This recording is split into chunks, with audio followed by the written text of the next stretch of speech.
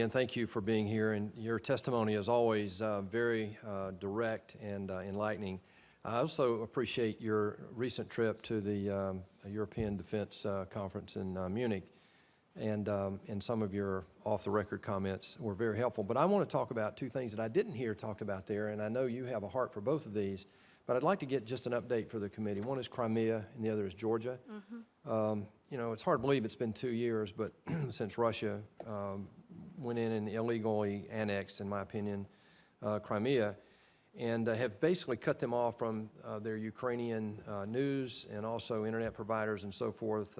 Russia cemented their control of Sevastopol, their warm water port there, and in connection with what they're doing in Tartus and Latakia in Syria, as well as Kaliningrad and Murmansk, it's easy to see what Russia is doing and why Crimea is so important to them militarily.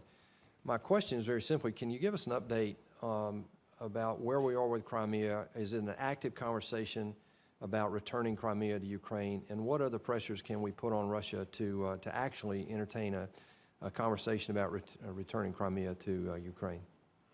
Well, thank you, Senator. We obviously share your concerns not only about what is happening inside Crimea and human rights for citizens and particularly minority populations, but also the militarization of Crimea, which has an impact. So the primary lever that we have are the continuing U.S. and European Union sanctions that preclude any investment by any of us in Crimea and put under sanctions any entities that would try to trade. So again, the theory of the case here is that if you bite off a piece of another country's territory, that it dries up in your mouth. Is it the position of the administration, though, that Crimea and the occupied portions of eastern Ukraine are all one and the same in the conversation with regard to the sanctions in Russia? Well, we're pursuing them in parallel, but separately. The Minsk Accords Right. govern how the Donbas conflict could be settled and sovereignty could be returned to Ukraine. We have made clear that we will never recognize Crimea's occupation and incorporation into Russia, and that sanctions will stay in place until that is resolved. Good, thank you. That clears that up. Let's talk about Russia just a minute, or Georgia just a minute. You know, it's I guess technically a frozen conflict, as some people term it, and Russia has a history of creating these frozen conflicts. You know, it's hard to also believe it's been 8 years since Russia invaded Georgia, and now today, 8 years on, 1/5 of Georgia's territory and about 1/3 of the population resides in Russian-controlled territory within Georgia. Our own state of Georgia has a National Guard relationship and a partnership with the country there, and I know there's some forward-moving activities this spring in Georgia, and I've spoke recently with our own Adjutant General about their efforts there. Can you give us an update?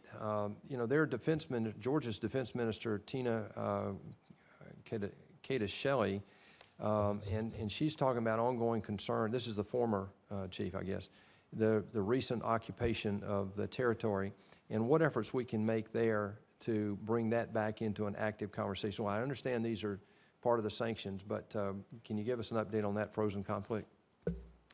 Well, thank you, Senator, and thanks for what Georgia does for Georgia. It's a great partnership, and the Georgian people of Georgia very much appreciate it. I think you know that in the early days of the U.S. and the NATO partnership with Georgia, our security assistance was primarily directed towards helping Georgia to deploy with us to Afghanistan and other places, make them interoperable, able to go at distance, et cetera. We have, in the recent period, both in U.S. assistance to Georgia and in NATO assistance to Georgia as we head towards our NATO summit in Warsaw, reoriented that assistance on the security side at Georgia's request to help strengthen resilience, self-defense, address their concerns about not only the continuing Abkhaz issues, but the fact that there may be efforts to move the lines, et cetera. So we're very much focused on the self-defense aspects. Do we oppose the Russian effort to put that rail line down to Armenia through occupied Georgia? The Georgians are trying to work with the Russians now on a more appropriate rail link that can be of positive benefit to everybody and not exploit the situation. One thing I would say, though, is that we have encouraged the government in Tbilisi to continue to reach out, particularly to the people of Abkhazia, and to help them to benefit from the new arrangements that they have with Europe and ensure that they increasingly see benefits from those kinds of arrangements, which stand the chance to make Abkhazia far more prosperous than anything Russia has to offer.